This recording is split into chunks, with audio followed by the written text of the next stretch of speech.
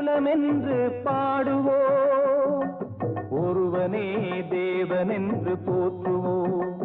அன்னை இதயமாக அன்பு வடிவமாக வந்து வழிகாட்ட வேண்டும் என்று வணங்குவோம். ஒரு புத்தன் பிறந்தான், கொண்ட கருணையினால் எங்கள் நெஞ்சில் நிறைந்தான். காஞ்சியிலே ஒரு புத்தன் பிறந்தான், கொண்ட கருணையினால் எங்கள் நெஞ்சில் நிறைந்தான். அண்ணாவின் எல்லாரும் அழைக்க வந்தார், 1000 தலைமுறை தழைக்க வந்தார். கோவில் நகரம் பட்டு நகரம் என்ற பெருமைக்குரிய காஞ்சி மாநகரம் தந்த தங்கம்தான் பேரறிஞர் அண்ணா. நகராட்சி உதவியாளராக பணியை தொடங்கிய அண்ணா தமிழக முதலமைச்சர் என்ற மக்கள் அதிகாரத்தின் உச்சத்தை அடைந்தவர். ஒன்றே குலம் ஒருவனே தேவன் என்ற தாரக மந்திரத்தோடு, கடமை, கண்ணியம், கட்டுப்பாடு என்ற கொள்கை முழக்கத்தோடு பொது வாழ்வில் தனது கூர்மையான அறிவாற்றலாலும் சிந்தனையாலும் கரகரத்த குரலாலும் தமிழக மக்களை பாச கயிற்றால் கட்டி போட்டார். மாநிலங்களவையில் அறிஞர் அண்ணா குடியரசுத் தலைவர் உரை மீது ஆற்றிய உரை இந்த பெருநாட்டின் குடியரசுத் தலைவரை புகழும் வளமிகு வாழ்த்துறையில் நானும் சேர்ந்து கொள்ளும்படி அது தூண்டிற்று. இப்போது உடல் நலமற்றிருந்தாலும் குடியரசுத் தலைவரின் சுயநலமற்ற பணிக்கு எனது வாழ்த்துக்களை தெரிவித்துக் கொள்கிறேன். நான் இப்படி ராஜேந்திர பிரசாத் அவர்களை வாழ்த்தும் போது நான் அவரின் அடியொட்டி செல்லும் தொண்டன் அல்ல என்பதையும் கூறிக்கொள்கிறேன். அவர் நெஞ்சம் திறந்து ஏற்றுக்கொண்டுள்ள அரசியல் கட்சியின் தத்துவங்களுக்கும் எனக்கும் எவ்வித ஒற்றுமையும் இல்லை. வெகு தூரத்தில் நின்று கொண்டு குடியரசுத் தலைவரின் சிறந்த பணிகளை பாராட்டுகிறேன் என்றார் அண்ணா. ஒன்றே குலம் என்று பாடுவோம், ஒருவனே தேவன் என்று போற்றுவோம். அன்னை இதயமாக அன்பு வடிவமாக வந்து வழிகாட்ட வேண்டும் என்று வணங்குவோம்.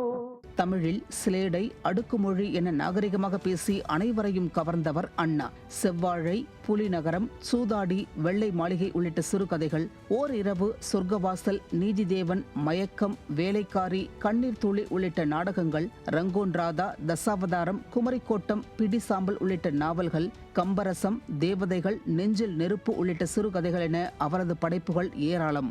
1935ஆம் ஆண்டு நீதி கட்சியில் தனது அரசியல் பயணத்தை தொடங்கிய அண்ணா 1917இல் மதராஸ் ஒருங்கிணைப்பு இயக்கம் என்ற அமைப்பை உருவாக்கி ஏழை எளிய மாணவர்களுடைய கல்விச் செலவை முழுமையாக ஏற்று உதவினார். பெரியாரோடு கருத்து வேறுபாடு ஏற்பட அண்ணா முரண்பட்டார். மொழிவாரி மாநிலமாக அந்தந்த மாநிலங்களுக்கு முக்கியத்துவம் தரும் வகையில் மாநிலங்கள் பிரிக்கப்பட்டது. தமிழர்கள் வாழும் பகுதி மதராஸ் மாநிலமாக உருவாக்கப்பட்டது. இதன் உண்மை அறிந்த அண்ணா திராவிட நாடு திராவிடர்களுக்கு என்ற கோரிக்கையை கைவிட்டு தமிழ்நாடு தமிழர்களுக்கே என்று முழங்கி அதனை பெற்றும் தந்தார். இந்தியாவின் 16வது திருத்த சட்டமாக பிரிவினை முற்றிலுமாக தடை செய்யும் விதமாக கொண்டுவரப்பட்ட போது நாடாளுமன்ற உறுப்பினராக இருந்தார். அதனை தடுக்க பல முயற்சிகள் எடுத்தும் அண்ணாவால் தடுக்க முடியவில்லை. 1967 அண்ணா தலைமையிலான திமுக கழகம் வெற்றி பெற்று முதல் முறையாக தமிழகத்தில் ஆட்சியை பிடித்தது. இளைஞர்கள் கொண்ட அமைச்சரவையாக அப்போது இருந்தது. சென்னை மாகாணத்தை தமிழ்நாடு என்று பெயர் மாற்றி வரலாற்றில் நீங்காத ஒரு இடத்தையும் புகழையும் தமிழகத்திற்கு தேடிக் கொடுத்தவர் அண்ணா. குடியரசு இதழில் துணை ஆசிரியர், விடுதலை, திராவிட நாடு, மாலைமணி ஆசிரியராகவும், காஞ்சி வார இதழை தொடங்கி ஆசிரியராகவும் செயல்பட்டார். பேச்சாளராக, பத்திரிகையாளராக, எழுத்தாளராக, அரசியல் தலைவராக, போராளியாக பல்வேறு பரிமாணங்களில் அலங்கரித்த அண்ணா என்ற மாணிக்கக்கல் தனது இறுதி மூச்சை 1969 பிப்ரவரி 3ஆம் தேதி நிறுத்திக் கொண்டது. அவரது இறுதி ஊர்வலம் கின்னஸ் உலக சாதனைகளை முறியடித்தது. 1.5 கோடி மக்கள் திரண்டு கண்ணீர் சிந்தினார்கள். அண்ணா மறைந்தார். அந்த 3 எழுத்து தாரக மந்திரத்தின் சிறப்புகள் இறக்கவில்லை. பேரறிஞர் அண்ணாவின் 55வது நினைவு நாளில் அவரது புகழை போற்றுவோம். இந்த உலகம் உள்ளவரை ஒவ்வொரு தமிழனின் இதயத்திலும் அண்ணா சிம்மாசனமிட்டு வாழ்ந்து கொண்டிருப்பார்.